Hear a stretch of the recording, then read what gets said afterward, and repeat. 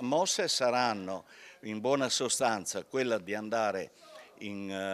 a Bruxelles, tenere una conferenza stampa a Bruxelles e dimostrare che esiste un altro progetto possibile, una soluzione progettuale che ha l'unico difetto di costare poco. I comitati in difesa del tagliamento non si fermano, andranno a Bruxelles a presentare il loro progetto forti di una petizione di 15.000 firme raccolte che va contro quelle che fin qui sono state le mosse della regione, dalla traversa di Pinzano a quella di Dignano fino all'istituzione di un team di esperti che secondo i comitati avrebbero anch'essi espresso la loro perplessità.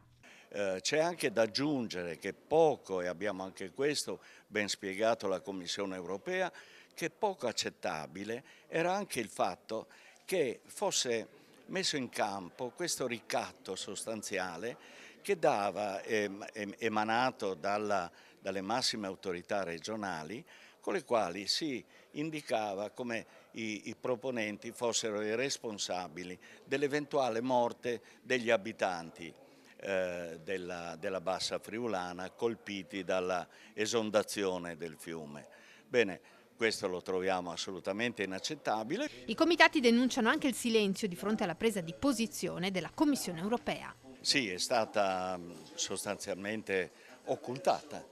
e noi oggi vogliamo portarla alla ribalta con tutto quello che essa significa, perché la Commissione per le petizioni ha ritenuto assolutamente veritiere e proponibili le nostre osservazioni, gravi osservazioni, e le ha inviate alle due commissioni competenti che oltretutto per loro natura sovrastano anche le competenze regionali e statali.